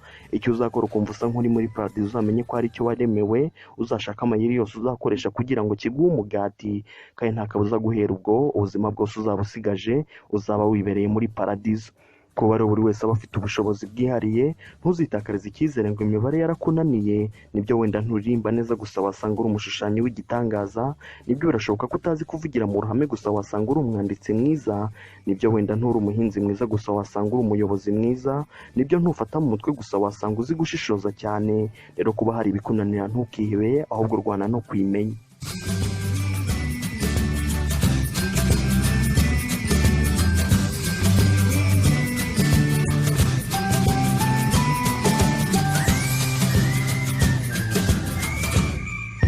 Inama ya gatatu Socrate yagiriye abashaka gutera imbere ni ukumenya kurumba kujya kuboneka mu buzima buhuze. Muri iyi minsi abantu benshi bahora bahuze, hari abahugijwe n'ibitabafitiye imimaro, hari abahugijwe n'ibitari ingenzi, hari n'abahugijwe n'akazi bakora. Gusa Jim Rohn yavuze ko twakagombye kwikorera kuruta uko dukorera abandi. Ikibazo kibamo no kugugira mu by'abandi bituma umuntu yiyibagirwa, ukabura icyerekezo kubwo kudakuza ubwonko nk'umuyobozi ukuyobora. Birazwi kandi ko nta muntu ukura ngo arushe ubunini ubwonko bwe. Ugugira mu by'abandi bituma utita ku bwonko bwawe. Ubwonko butitaweho kandi nabwo busa nk'urubuto rwo mu butayu rutavomererwa. Rero hugira mu by'ingenzi unakuza ubwonko bwawe. Inama ya kane Socrate yagiriye abashaka gutera imbere ni ukumenya ko ubujiji ari wo mwanzi wa mbere w'iterambere. Bill Clinton yigeze gusoma ibitabo 300 mu myaka 2 yonyine. Guhera ubwo yabaswe no gushaka ubumenyi, bigera rubanda bavuga ko ubwonko bwe murusha imyaka 50 bitewe n'uko batiyumvishaga buryo ki yagira imitekerereze nk'iyo yari afite. Igishimishije muri ibi byose rero ni uko iyi si nta bubasha ifite bwo kurwanya abahizi b'ubumenyi, kuko ababarwanyije baba bazi bike. Ubumenyi nibwo bucumbikiye urufunguzo rugana ku iterambere. Rero muvandimwe, iyungura ubumenyi.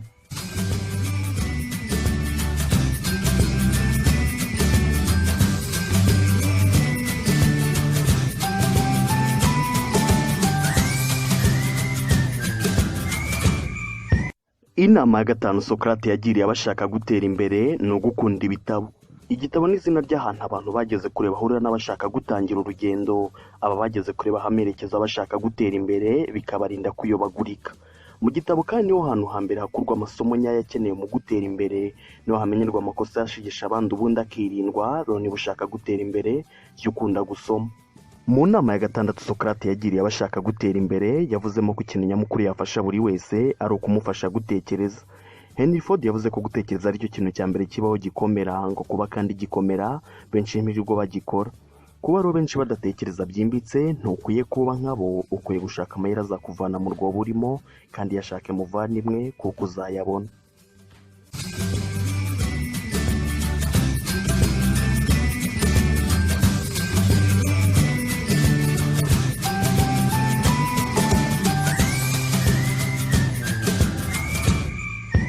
Inama ya karindwi Socrate yagiriye abashaka gutera imbere ni uko impinduka z'impinduka bakeneye.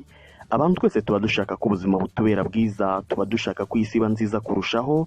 Gusa kuba nziza kwayo guhera kuri twese.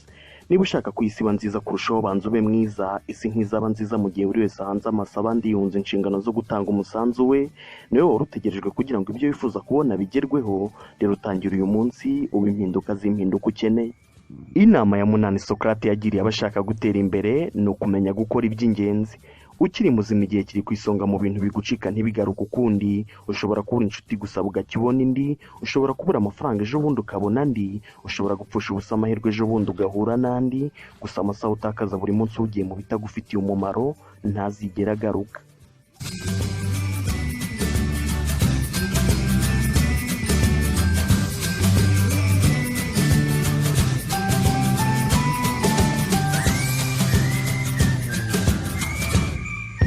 Inama ya cyenda Socrate yagiriye abashaka gutera imbere ni ukumenya ko kwihembera ibyagezweho byongera akanyabugabo ko gukora cyane.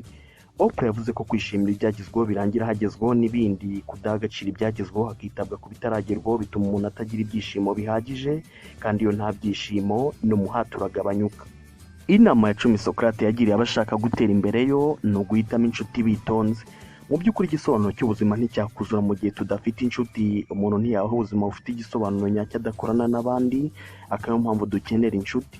Nujya gushaka inshuti uzashishoze kuko zakuzanira ibyiza cyangwa zikagukururira ibibi. Nujya gushaka inshuti uzarebe izikugira inama, uzarebe izishaka kwiteza imbere, uzarebe izitaritakarije icyizere kuko abo muhorana bagena iherezo ryawe. Niba ari ushaka gutera imbere, isuzume wimenye, umenye ubushobozi bwawe n'intege nke zawe. Cyo gira igihe ufata wisuzume, shaka umenye ukuze ubwonko bwawe, ntugatakaze igihe kuko icyatakaye kitagaruka. Razwa ishinga no guhugira mu bizakubakira hazaza. Hitamo inshuti nziza unihembera ibyo ugenda ugeraho kandi ube impinduka z'impinduka ukeneye. Iki kiganiro cyitwa Menya Byose, ni icya Senga Robert Berarime, mukurikira kuri YouTube channel Beramirenje. Mwatwandikira inyunganizi kuri phone 078 18 6 cyangwa mukayitwandikira kuri Instagram Beramirenje. Soreje aha, ndabashimiye. Mu buzima buri wese aba afite intego z'ibyo ashaka kugeraho. Hari abo ashaka kugira ubutunzi bwinshi, hari abo ashaka kwiteza imbere mu bintu bitandukanye, hari abo ashaka imibanire myiza, hari abo ashaka ibyishimo, hari abo ashaka ubuzima buzira umuze, n'abandi baba bakeneye kwihugura ku ngingo zitandukanye. Gusa benshi ntibagera ku ntego zabo kubwo kubura inama zabibafashamo no kutamenya ko inzira igana mu ijuru ishyushye kimwe nk'iy'ikuzimu. Kubwiza impamvu rero twafunguye ishene ku ntego yo gufashanya kugera ku nzozi zacu, tukajya tugira inama tunavuga ukuri nyakuri kugomba kumenywa mu rugendo rwo kugera ku nzozi zacu. Hari ibiganiro bizajya byigisha, hari ibizajya bihumuriza, hari ibizajya bikangura, hari ibizajya bitanga akanyabugabo, gusa hari n'ibizajya bivuga ukuri nyakuri gusharira gushobora kuzagira abo kurakaza, gusa kugomba kumvwa. Niba rero mu bashaka gusiga isari nziza kuruta uko bayisanze, Beramirenje iguhaye ikaze mu muryango mugari. By'akarusho ukaba wakora subscribe kugira ngo tuzajye tubana mu biganiro bya buri munsi. Mu buzima ukiri muzima birashoboka.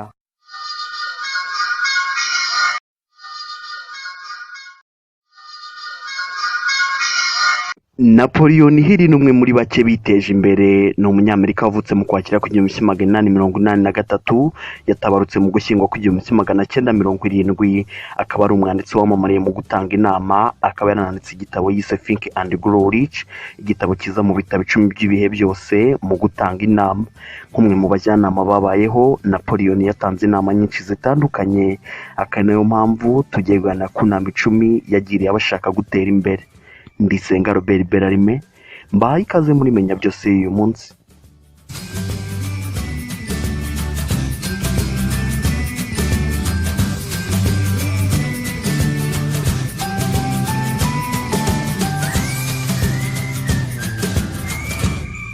Mu nama ya mbere Napoleon yagiriye abashaka gutera imbere, yavuze ko nutiyobora hari uzakuyobora.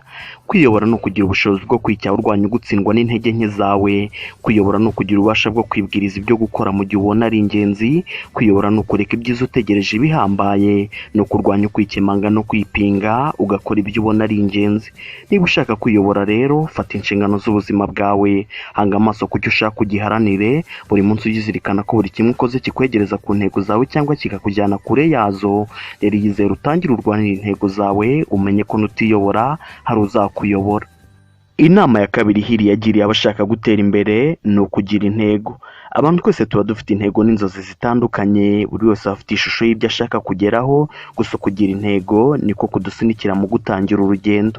Mu kugira intego ugomba kwima amatwi amagambo ya rubanda, ugomba kandi kugira ishusho y'ibyo ushaka kugeraho, ubundi ukagira inyota yo kugera ku byo ushaka.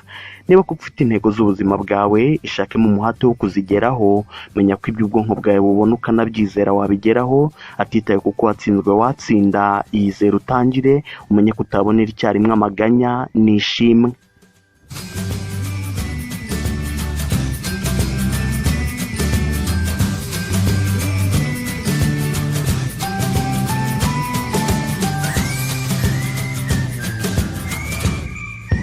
Inama ya gatatu Napoleon yagiriye abashaka gutera imbere ni uguhoza ibitekerezo ku byo bashaka kugeraho bakareka ibyo badakeneye.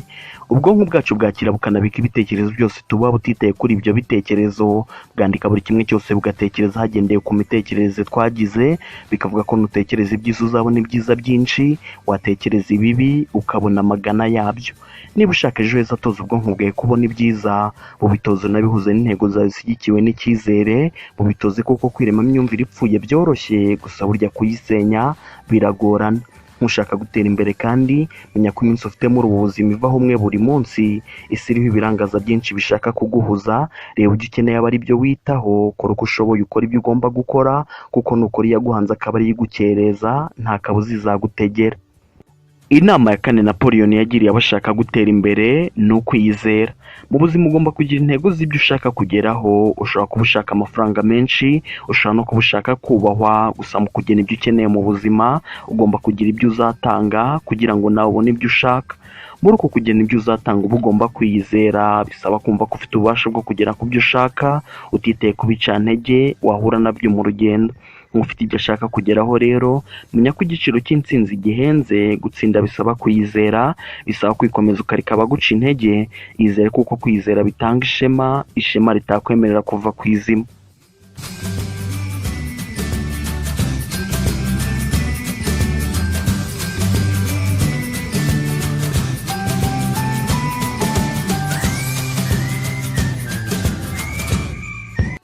Inama ya gatanu Napoleon yagiriye abashaka gutera imbere ni ukumenya ko intsinzwi iva mu mirwano y'igihe gito. Mu by'ukuri guhirwa n'ibyifuzo bya buri wese uri kuri iyi si, waba umwana waba mukuru washeshe akanguhe uzakenera guhirwa, kandi uku guhirwa tuba dukeneye ko kwahoraho kugakomeza kwiyongera. Iyo dukomwe mu nkokora tujya ducika intege tukumva isi tuguyeho tukaba twava ku izima, gusa burya dutsindwa nyabyo iyo tuvuye ku izima. Ushaka gutera imbere rero ntuzacibwe intege nuko ibyo wari witeze byagenze uko utabitekerezaga. Ntuzacike intege kuko buri wese ajya agira aho atsindwa. Gutsindwa ntibivuga ko udafite ububasha bwo gutsinda, bityo rero nutsindwa uzamenye ko uhawe amahirwe yo kongera kugerageza, gusa ukagerageza ukosora ibitari bikosoye. Inama ya gatandatu hiri yagiriye abashaka gutera imbere ni ugutangira uko bari. Mu by'ukuri buri wese aba ashaka kugira icyo ateramo imbere, ku kigero bihera mu gutangira, gusa hari abaherera mu bisitaza n'ibisabwa badafite bigatuma badatangira. Iyo ushaka kwiteza imbere ugomba kuba uwa mbere wiha akanyabugabo, ugomba kureka kwita ku mbogamizi ahubwo ukita ku bitangaza bizaba nutangira urugendo, ukamenya ko kuba watangira urugendo bisobanura ko ufite ububasha bwo gutsinda ibyakurwanya byose. Ntushaka ejo heza rero witegereza kuko igihe cya nyacyo kitazigera kibaho. Tangiriraho ukoresheje intwaro ufite yose, kandi nta kabuza intwaro nyakuri uzayibonera mu rugendo.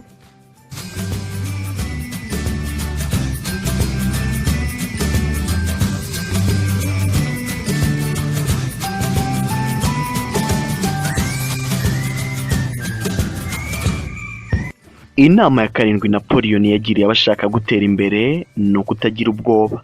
Napoleon yavuze ko abantu bagira ubwoba butandukanye. Abantu bagira ubwoba bwo kuba baba abakene, yavuze ko hari abagira ubwoba bwo kuvugwa, gusa ku isonga abantu batinya gupfa. Muri uko gutinya gukena no gupfa abantu bajya batinya gutangira imishinga yabo, bagatinya kuba bahomba, bakanatinya kuba babura ubuzima bwabo. Gusa ariko ubwoba ntibwagatumye tutarwanira intego zacu. Ntushaka gutera imbere rero ubwoba ntibukagusubiza inyuma. Witinya gupfa kuko n'ubundi ntawe uzarama. Rero menya ko ntacyo gutakaza ufite, utangira urugendo. Inama ya munani Napoleon yagiriye abashaka gutera imbere ni ugutegura urugendo rwabo. Gutera imbere ni ukubasha kubona ibyo ushaka ukanagera ku byo ukeneye utabangamiye abandi ahubwo ukabafasha. Bihera mu myiteguro, hanyuma iyo myiteguro akaba ari iza n'inyiturano, bivuze ko tugomba kwitegura. Ntushaka gutera imbere rero isuzume icyo ushaka mu buzima bwawe, uburyo butandukanye buzagufasha kukigeraho, ubundi utangire urugendo.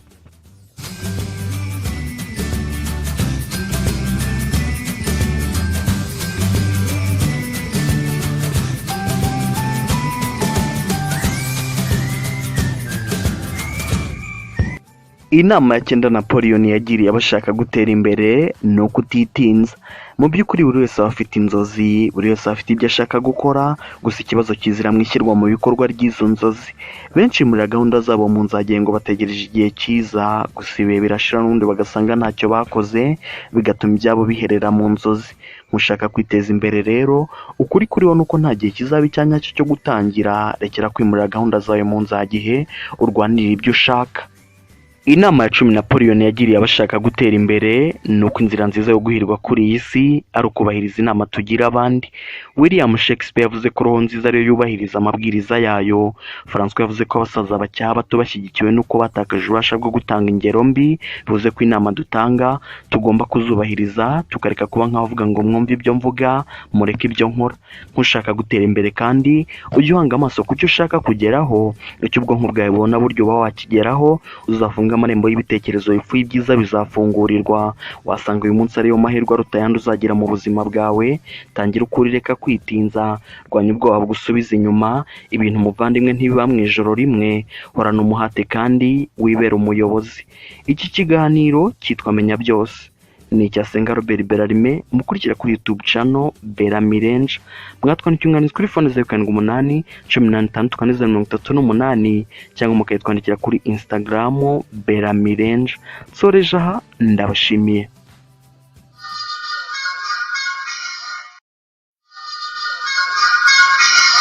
Tony Robbins ni umunyamerika witeje imbere, yavutse ku ya 29 Gashyantare 1960. Ni umwanditsi akaba umujyanama unafasha abababaye.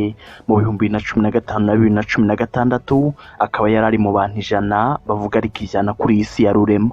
Nk'umujyanama nyakuri, Tony yatanze inama nyinshi zitandukanye, akaba nayo mpamvu tugiye guhana ku nama 12 yagiriye abashaka gutera imbere. Ndi Senga Robert Berarime, mbahaye ikaze muri Menya Byose uyu munsi.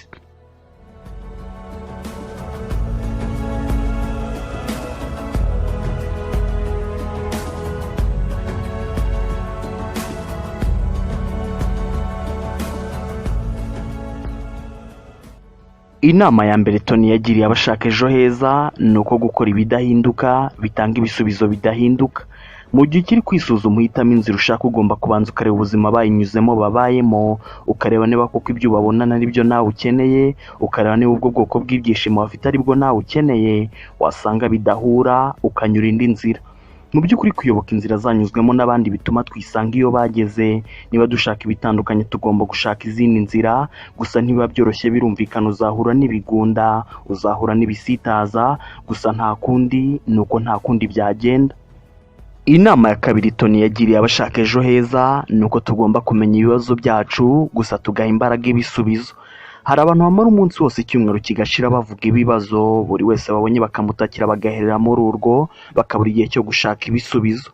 Mu by'ukuri buri kibazo cyose gifite igisubizo. Kugikemura ni ugushaka ibisubizo, si ukugihunga. Kukivuga si ukugikemura, ahubwo ni ukugikomeza. Rero shaka ibisubizo by'ibibazo byawe, umenye ko nubisinziriza ntubikemure bizagukurikirana mu hazaza, bityo rero kubyivanamo ni ukubikemura.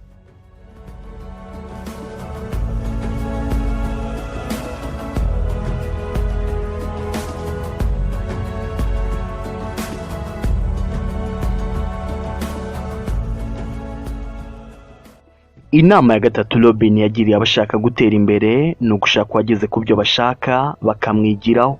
Ubusanzwe hari ibanga rituma abantu batajarajara. Iryo banga ni ukubanza ukamenya icyo ushaka mu buzima bwawe, wamara kukimenya ukareba bakigezeho ukabigiraho. Mu kubigira inshuti, ababyeyi, abavandimwe n'imiryango ishobora kugucyaha, bakagucyaha bakuziza kuba uri kuyoboka inzira ihabanye n'iyo bashaka kujyamo. Gusa nkuzi icyo ushaka, ugomba gukomeza.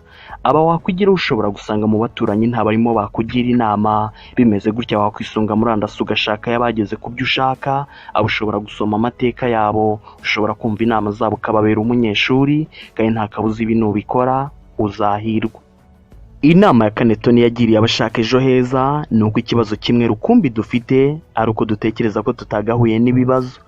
Ujya ubona buryo cyo hagize ikigukanga utabiteganyaga ubiri by'uyu mutima ugatera vuba. Ese ujya ubona buryo cyo hagize ugukanga wamubonye unamwiteze aseba.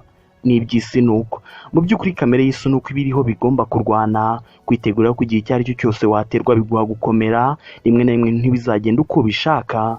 Nukomera mbere ibibazo n'ibiza uzabitsinda. Nutakira ko ibibazo bitazabura n'ibiza bizagusenya. Rero menya ko ubuzima bworohera abakomeye, bugakomerera abakekaga ko bworoshye.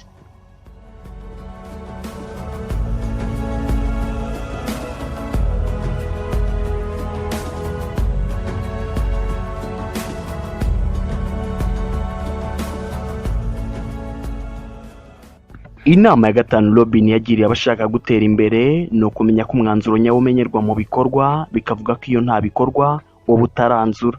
Mu by'ukuri buri wese aba afite ibyo ashaka kugeraho, buri wese hari urwego aba akeneye kwibonaho, gusa benshi basa nk'abakeka ko ibintu byizana. Hari abagira ibyifuzo gusa ntibagene uko bazabigeraho, bakibagirwa ko buri gikozwe buri segonda cyabageza ku byo bashaka, bakaba batakaza igihe cyabo.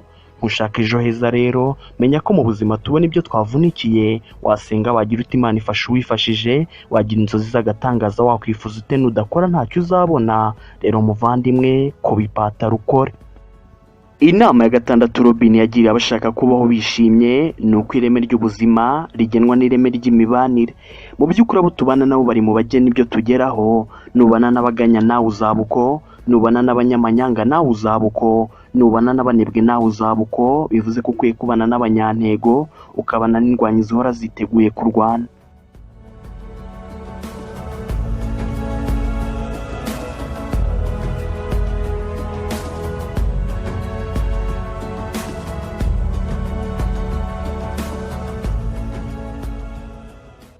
Inama ya karindwi Tony yagiriye abashaka ejo heza ni ugukoresha uburibwe n'ibyishimo aho kugira ngo bibakoreshe. Iyo ubashije kuyobora uburibwe bw'ibyo urimo urwana no gushaka ibisubizo, iyo bugukoresheje uherera mu maganya, iyo kandi umunezero ukuyoboye ushobora kwisanga mu mabi, iyo uyoboye wiyubakira ibindi bigwi. Rero komera unace bugufi. Inama ya munani Tony yatugiriye ni uko ibyo tubona bigenwa n'urwego rwacu, bitagenwa n'uko uruganda ruhagaze cyangwa ubukungu. Ku isi aho ariho hose uzajya uzasanga abakene n'abakire, nujya mu mijyi uzababona, nujya mu byaro uzababona, mu bihugu bikize uzababonayo, mu bikennye naho nuko. Bikavuga ko aho waba uri hose ushobora kwiteza imbere. Ntushaka ejo heza rero, iyubaka uzamura urwego rwawe, ibyo ushakashaka n'ibyo ubona, ibyo utanga n'ibyo bituma uhabwa. Rero muvandimwe, iyubaka uba w'agaciro.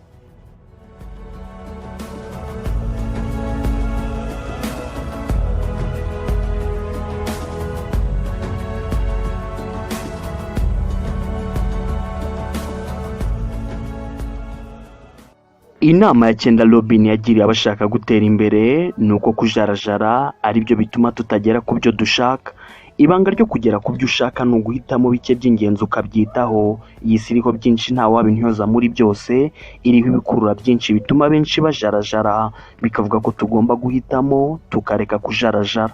Nk'ufite intego rero, iyo ntego ufite yiharanire, nibyo bizagusaba imyaka ngo uyigereho. Uzirinde kujarajara urarurwa n'ibyo ubonye byose, uzabyirinde muvandimwe, uhitemo bike by'ingenzi bikunda ukunze wumva ushoboye.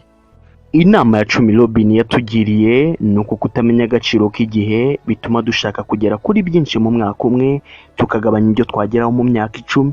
Hari umugani uvuga ko amavuta y'umugabo aramuraye ku mubiri. Ni umugani utagakwiye kubahirizwa n'abashaka inyungu z'igihe kirekire, bitewe no gutuma twirebera inyungu z'igihe gito. Mu by'ukuri abantu bagena intego gusa basanga bizabafata igihe kinini bakava ku izima, bagahitamo izo bazageraho ejo, gusa nazo ntizirambe, bigatuma bisanga nta kintu gifatika bagezeho. Mu by'ukuri ibyiza biraharanirwa, nibyo ibyiza bifata igihe, ibyiza bisaba kwihangana, gusa iyo wihanganye icyo ushaka ukigeraho.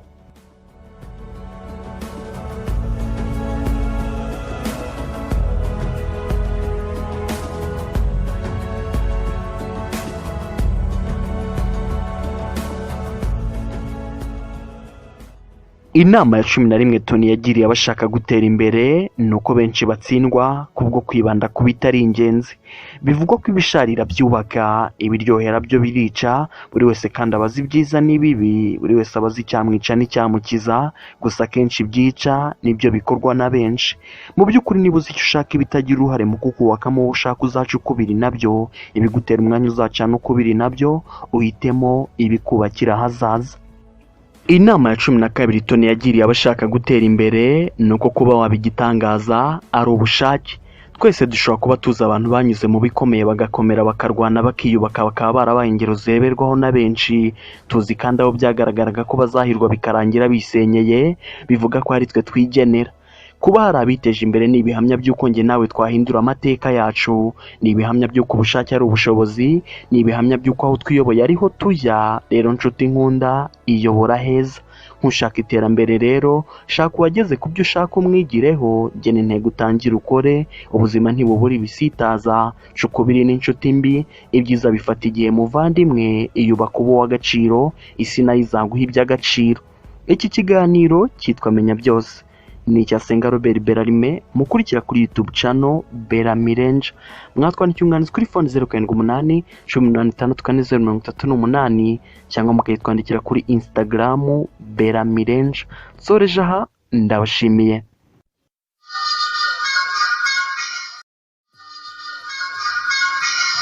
Les Brown ni umwe muri bake barwaniriye kugera ku ntego zabo. Ni umunyamerika wamamaye henshi ku isi kubw'inama ze zubaka, yabaye umudije, arayobora, yandika ibitabo, akora n'ibindi byinshi birimo no gukora kuri televiziyo, akaba anazwiho gutera akanyabugabo rubanda binyuze mu kubabwira ko bishoboka. Nk'umwe mu bajyanama nyabo buri wese akwiye kumenya, Brown yatanze inama nyinshi zitandukanye, akaba nayo mpamvu tugiye kuganira ku nama 10 yagiriye abashaka gutera imbere. Ndi Senga Robert Berarime, mbahaye ikaze muri Menya Byose y'uyu munsi.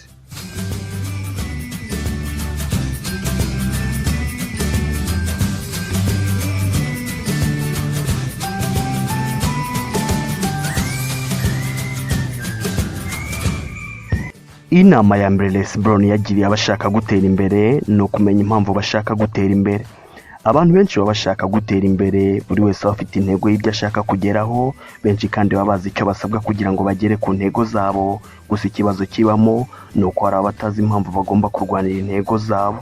Nta muntu ukora ibintu bitewe n'uko ari uko azi kubikora byonyine. Kumenya uko intsinzi ibonwa si byo bituma irwanirirwa, kuko iyo aba ari uko buri wese yakabaye atera imbere. Ahubwo impamvu nyamukuru ituma intsinzi irwanirirwa ni ukumenya impamvu ugomba kuyirwanirira. Impamvu kandi bidusaba kubanza kumenya impamvu y'ibyo dushaka. Biroroshye mu buzima, nta kigerwaho mu buryo bworoshye. Washaka kuminuza, washaka imitungo myinshi, waba icyamamare binyuze mu mpano yawe, uzahura n'imbogamizi. Urugendo ni rurerure rwuzuyemo ibisitaza byinshi. Guca muri ibi bisitaza nta kwiganda, bisaba kumenya impamvu ugomba kwihanganira kubicamo. Naho nubaho utazi impamvu ugomba kurwana, imyitozo yose uzakoreshwa uzayitsindanwa ku rugamba. Niba ari ufite intego ushaka kugeraho, iganiriza umenye impamvu ushaka kuyigeraho, iganiriza impamvu ukwiye kwiyungura ubumenyi, iganiriza umenye impamvu ukwiye kureka kuganya, iganiriza umenye impamvu ukwiye gutangiza urugamba, kuko nutamenya impamvu ifatika igutegeka gukora ibyo bisaba kugira ngo ugere ku nzozi zawe, nta kabuza uzagenda useta ibirenge. Inama ya kabiri Les Brown yagiriye abashaka gutera imbere ni ukudatinya kugera ku byananiwe n'abandi.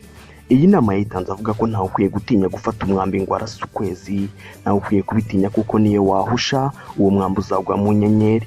Ushaka gutera imbere rero ntugatinye guharanira kugera ku bihambaye, ntukabitinye kuko burya niyo utabigeraho uzisanga warageze ku bigwi bihambaye bisumbye kuri ibyo abandi bagezeho.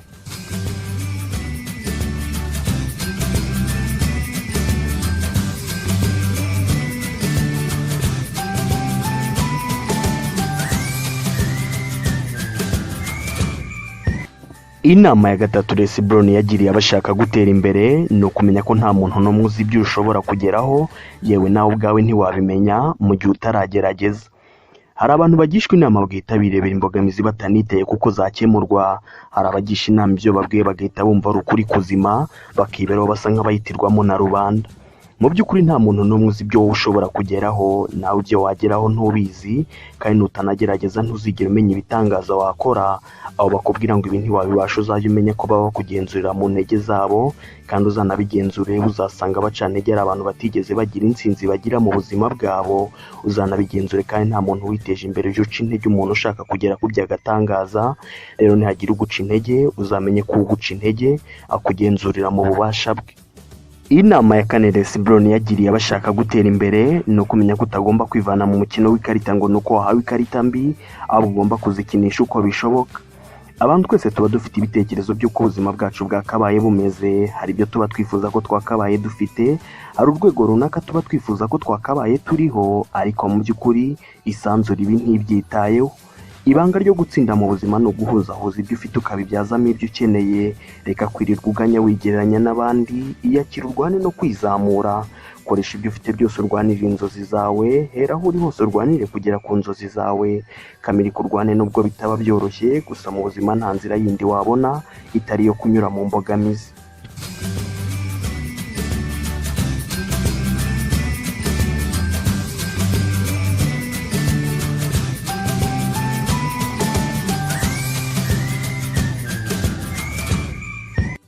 Inama ya gatanu Les Brown yagiriye abashaka gutera imbere nuko batagomba kugira ubukaka mbere yo gutangira, ahubwo bagomba gutangira bakabona kugira ubukaka. Abantu baba bafite ibitekerezo by'imishinga bashaka gutangira bagahora bayitekereza ariko batayishyira mu ngiro, bityo bigatuma ibyabo byigumira mu nzozi. Benshi muri aba bitega impamvu zibabuza gutangira, bagatanga umwitangirizo kuri rubanda basa nk'abatanga ibihamya by'uko hari ibyangombwa nkenerwa bataruzuza, ntibamenye ko ibi byose nta n'umwe babyitayeho. Nkushaka gutera imbere rero wikomeza kwitinza ngo utegereje igihe nyacyo, kuko icyanyacyo cyari ejo hahise. Niba uri gutinya gutangira uyu munsi ukeka ko ejo aribwo bizaba byoroshye, menya ko ejo bizikuba kabiri. Tangira uko urwane nta gucika intege, nugeraho kuguruka byanze uziruke, kwirukana ibyango uzagende, ingufu zo kugenda nizigushira ntuzakambakambwe, uhora ureba imbere nta gusubira inyuma. Inama ya gatandatu Les Brown yagiriye abashaka gutera imbere ni ukuzirikana ko kumenya ko kwitabara bikuri mu biganza bikurema mu bubasha bwo kwitabara. Hari abantu kuri isi basa nk'abanzi isi n'abayituye kubwo kwibona nk'inzirakarengane. Bamwe muri aba baganya bavuga buryo ki bateranywe na rubanda ubuzima bukabasharirira, gusa wareba ku ruhande ukasanga bahiriwe n'ubuzima kandi barakuriye mu buzima busa nk'ubwabo baganya, yewe bunagoye kurusha ubwabo. Igitandukanye iterambere ry'abavukiye mu buzima bumwe ni amahitamo bagira. Abafata inshingano zo kwicira inzira bafata iya mbere bakarwana no kwiyubakira ubuzima bwabo, abategereje kuzatungwa n'urubanda barituriza bakigira bere kuko baba bazi ko ibibazo byabo atari amakosa yabo. Kutamenya ko kwibeshaho bibareba bituma bahorana amagana y'amaganya adashira, akayo mpamvu ukwiye kumenya ko ubuzima bwawe bukuri mu biganza, ugaharanira kubushyira heza.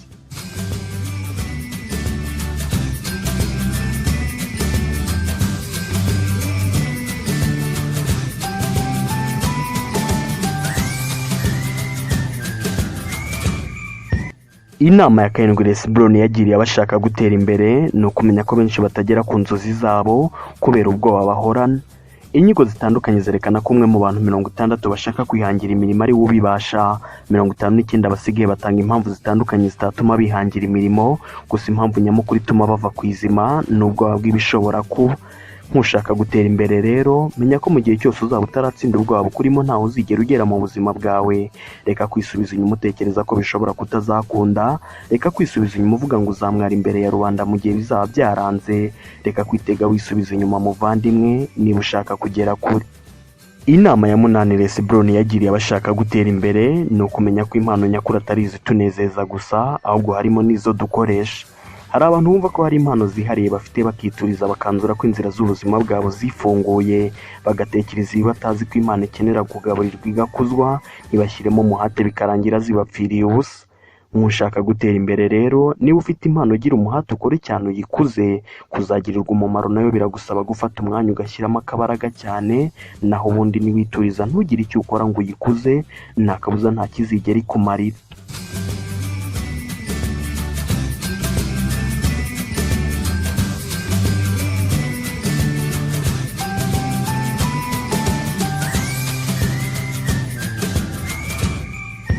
Inama ya cyenda Les Brown yagiriye abashaka gutera imbere ni ukumenya ko kugera ku nzozi zawe binyura mu gufasha abandi kugera ku ntego zabo.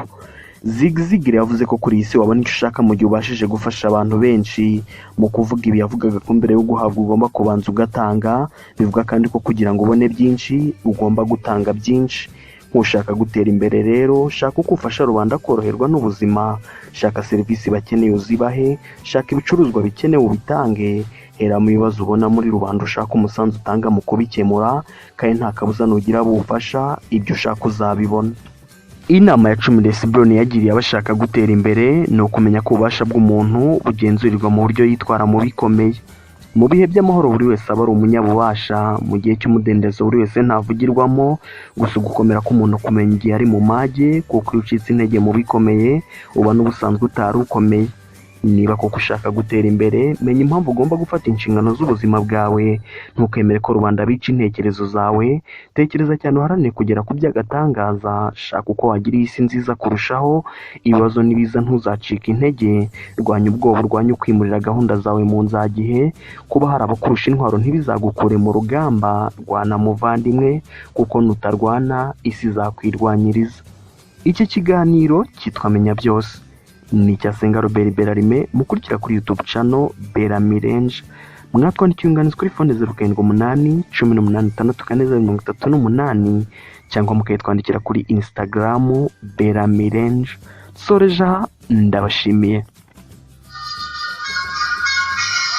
Mu buzima buri wese aba afite intego z'ibyo ashaka kugeraho. Hari aho ashaka kugira ubutunzi bwinshi, hari aho ashaka kwiteza imbere mu bintu bitandukanye, hari aho ashaka imibanire myiza, hari aho ashaka ibyishimo, hari aho ashaka ubuzima buzira umuze, n'abandi baba bakeneye kwihugura ku ngingo zitandukanye.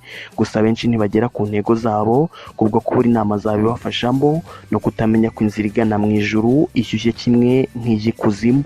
Kubwiza impamvu rero twafunguye ishene ku ntego yo gufashanya kugera ku nzozi zacu, tukajya tugira inama tunavuga ukuri nyakuri kugomba kumenywa mu rugendo rwo kugera ku nzozi zacu. Hari ibiganiro bizajya byigisha, hari ibizajya bihumuriza, hari ibizajya bikangura, hari ibizajya bitanga akanyabugabo, gusa hari n'ibizajya bivuga ukuri nyakuri gusharira gushobora kuzagira abo kurakaza gusa kugomba kumvwa. Niba rero mu bashaka gusiga isari nziza kuruta uko bayisanze, Beramirange iguhaye ikaze mu muryango mugari.